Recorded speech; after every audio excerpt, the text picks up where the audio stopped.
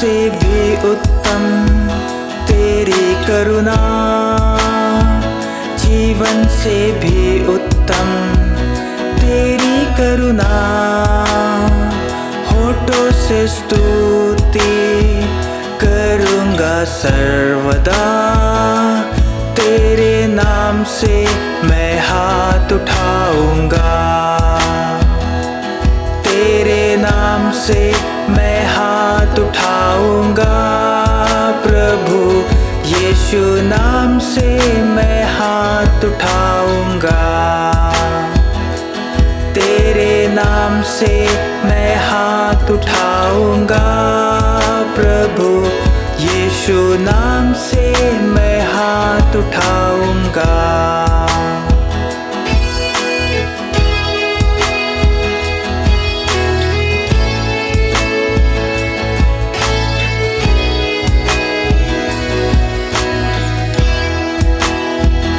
जीवन से भी उत्तम तेरी करुणा, जीवन से भी उत्तम तेरी करुणा।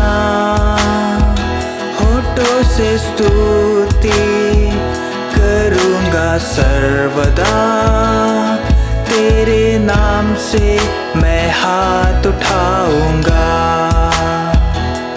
तेरे नाम से मैं हाथ उठाऊँगा। प्रभु यीशु नाम से मैं हाथ उठाऊँगा, तेरे नाम से मैं हाथ उठाऊँगा। प्रभु यीशु नाम से मैं हाथ उठाऊँगा।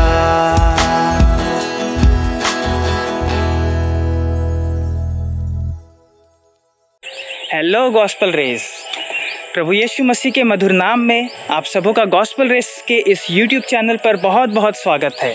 Gospel race Jesus one nation worship का एक अभिन्न अंग है और यीशु मसीह के जीवित वचनों को हम वीडियो के माध्यम से यूट्यूब पर प्रसारित करते हैं। आज हम एक बीज बोने वाले के दृष्टांत के बारे में देखेंगे, जो हमें मत्ती रचित सुसमाचार उसका 13 अध्याय उसका 3 पद से लेकर के 9 पद के बीच में मिलता है। इसके अलावा मरकुस रचित सुसमाचार उसके 4 अध्याय 1 पद से 9 पद और लूका रचित सुसमाचार उसके 4 अध्याय 4 पद से लेकर के 8 पद के बीच में भी हमें मिलता है।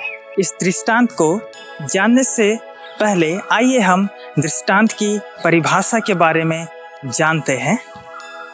दृष्टांत या पैराबल एक ग्रीक भाषा के पैराबोले शब्द से लिया गया है, जिसका अर्थ स्वर्गीय ज्ञान को कहानी के रूप में प्रकट करना होता है।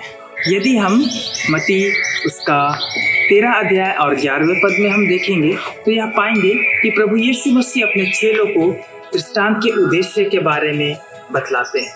प्रभु यीशु मसीह दृष्टांतों के माध्यम से इसलिए बातचीत करते थे ताकि जितने भी लोग उसकी शिक्षाओं को सुनने आते थे वे आसान वाक्यों में प्रभु यीशु मसीह के संदेश को समझ सके। तो आइए हम बीज बोने वाले के दृष्टांत के बारे में देखते हैं।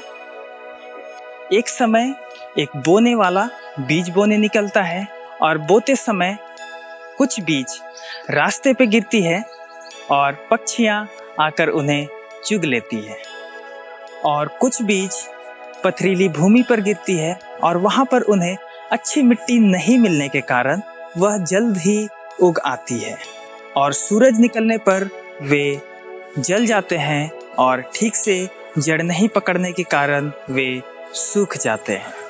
तब कुछ बीज झाड़ियों के बीच में गिरती है और झाड़ियाँ बढ़कर उन्हें दबा देती है, और कुछ बीज अच्छी और उपजाऊ भूमि पर गिरती है जो कि आगे बढ़कर फलवंत होते हैं, और कोई 100 गुना, कोई 60 गुना और कोई 30 गुना फल लाता है।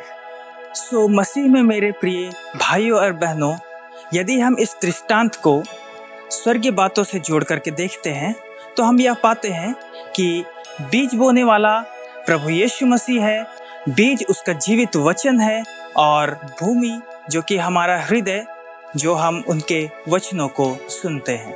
यदि हम मत्ती 13 अध्याय उसके 19 से 23 के बीच में देखते हैं तो प्रभु यीशु मसीह अपने द्वारा कहे गए बीज बोने वाले के दृष्टांत की व्याख्या करते हैं। यहाँ पर हम पहले बीज के विषय में पाते हैं कि परमेश्वर का वचन हम सभी विश्वासियों को मिलता है, लेकिन हम उनके वचन के अनुसार अपने जीवन को नहीं चलाते, अपने जीवन में उनके वचनों का अनुसरण नहीं करते, जिस कारण से शैतान अथवा दुष्ट हमारे मनों से, हमारे हृदय से परमेश्वर के उस वचन को चुरा कर ले जाता है।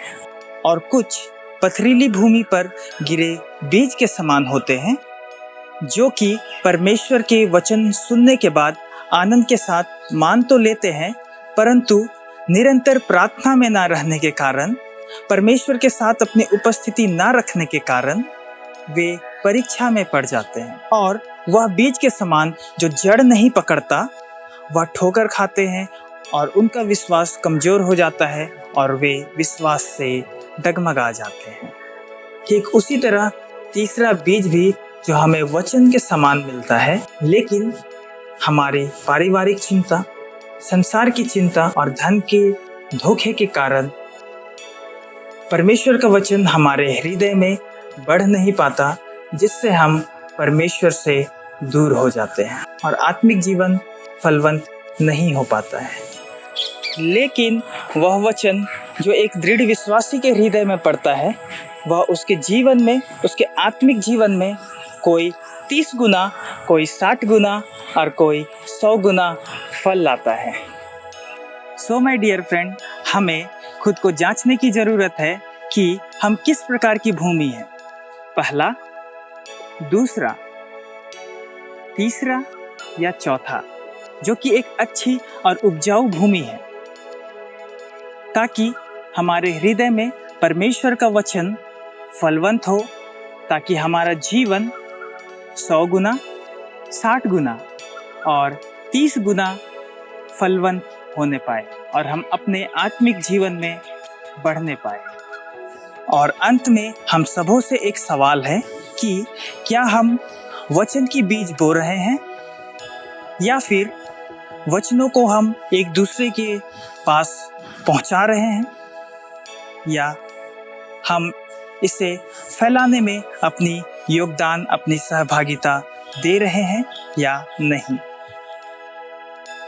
परमेश्वर इन सारे वचनों से आप सबों को बहुत आयत की आशीष दे। आमीन। हमारे इस गॉस्पल रेस चैनल और हमारे कार्य और हमारे उद्देश्य को सपोर्ट करने के लिए इस चैनल को लाइक करें, सब्सक्राइब करें और लोगों के बीच में शेयर करें, ताकि परमेश्वर का जीवित वचन हर एक लोगों के बीच में पहुंचने पाए। May God bless you. Thank you.